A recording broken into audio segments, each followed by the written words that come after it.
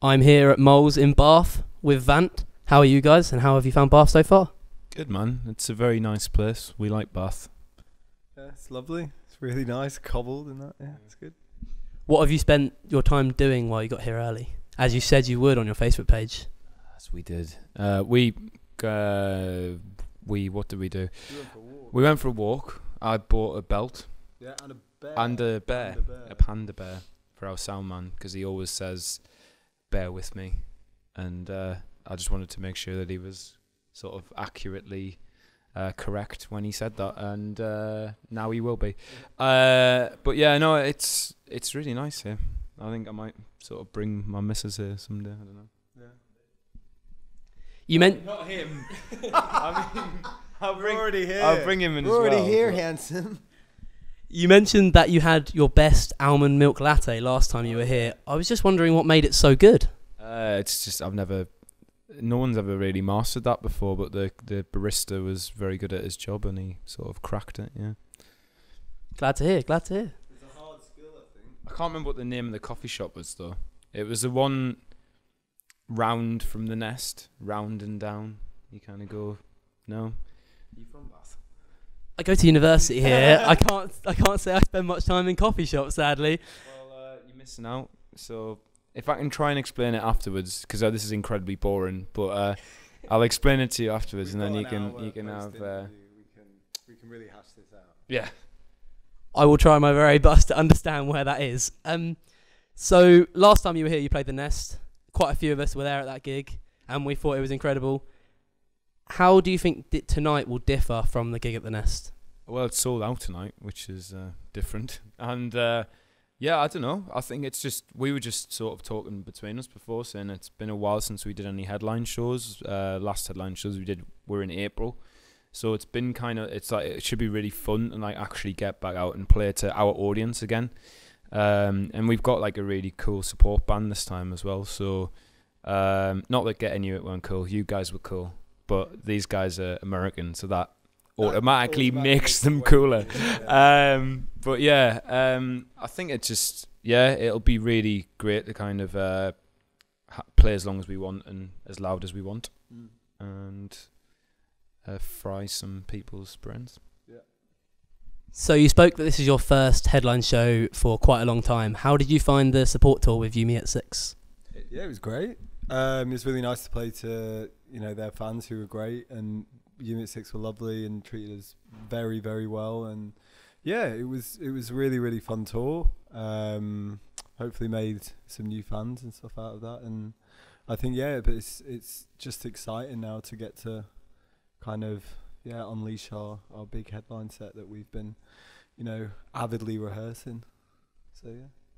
Do you prepare any differently for support shows compared to your own headline shows?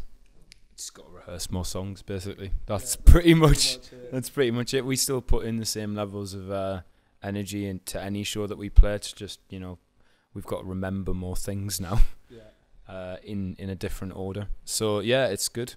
And just on the You Made 6 thing, Josh is actually within miles of us at the minute. He's in a neighbouring city visiting family. So, but yeah, those guys were just lovely, and I can't say enough nice things about them. But yeah, I can't remember what the question was now. Sorry. Yeah, I deviated off that. Sorry. Not a problem at all. So you've got your debut album coming out in February, I believe. Yeah. What is your favourite track from it?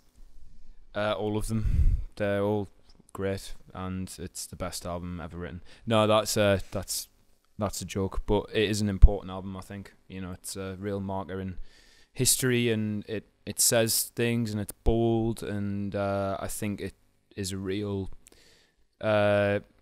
commentary on where we are as a species right now, and we can't wait for everyone to hear it. And it's very hard to pick an individual track, because I think we've all got so much attachment to those songs now, and it's just kind of really exciting to get out the whole body of work, because it's very much an album. Like it's it's not like conceptual or anything like that, but it has ebbs and it has flows, and it's meant to be listened to as a full piece, and I think people will really enjoy it. Well, I hope they do.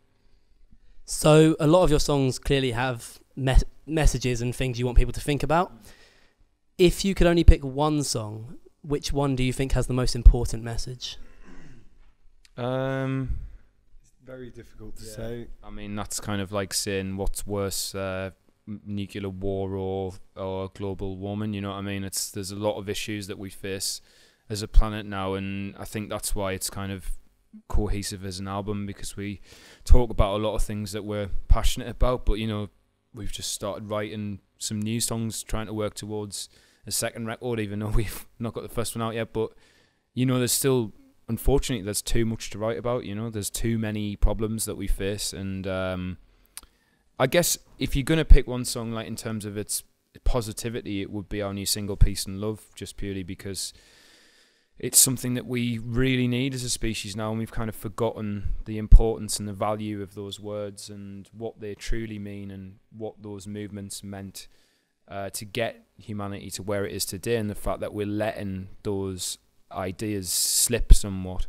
So I guess if we had to choose one song, it would be that, just because it tries to remind people of, you know, everything that we've managed to achieve for equality as a species and what we're sort of losing. So you've touched upon how the songs you write are talking about real life issues. I would love to get your guys' opinion on the current political situation, not just in the UK or the US, but around the world.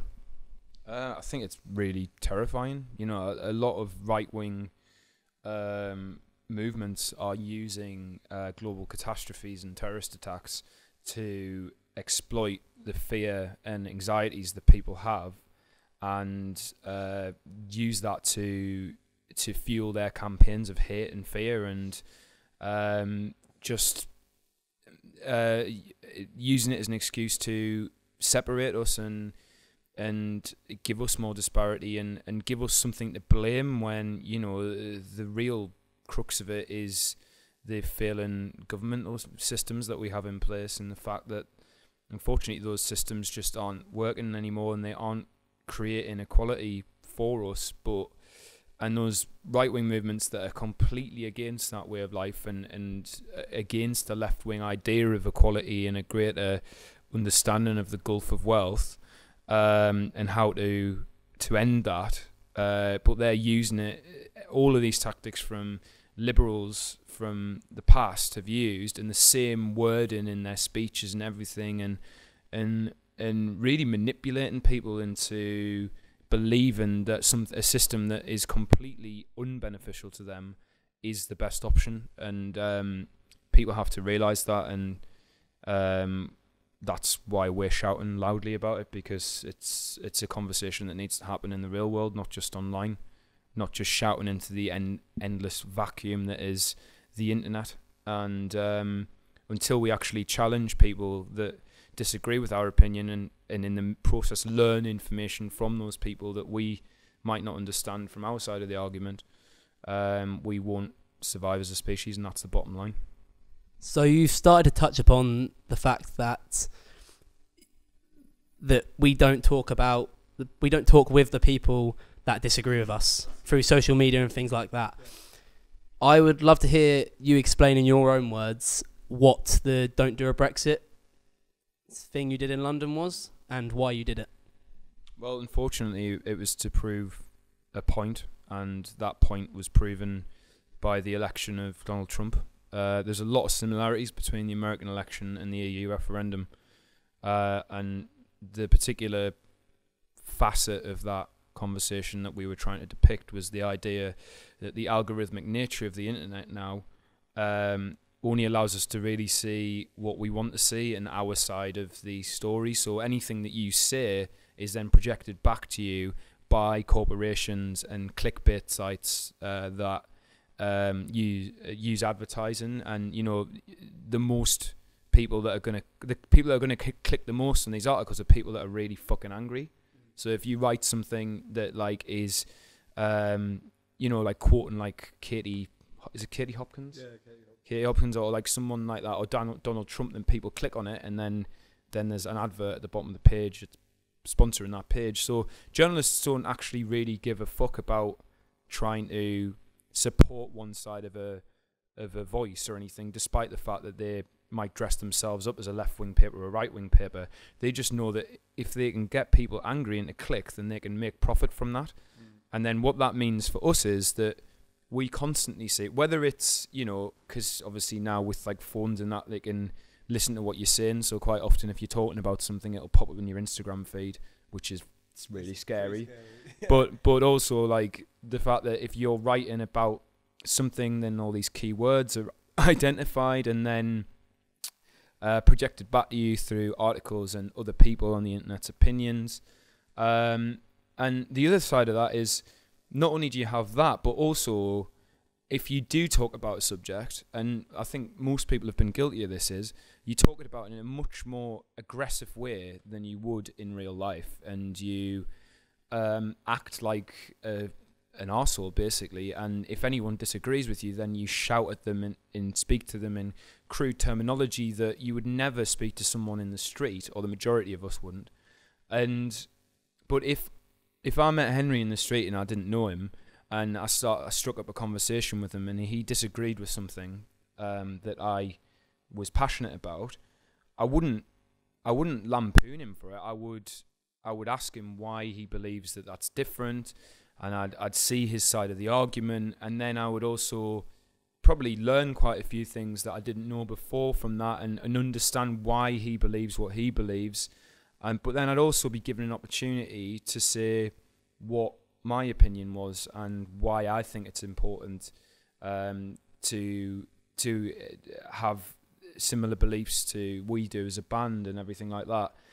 And both of us would leave that conversation feeling like we had a greater understanding of someone who has an indifference, but also that we've come away with a reasonable agreement to disagree. And that person might go away and then change their beliefs completely.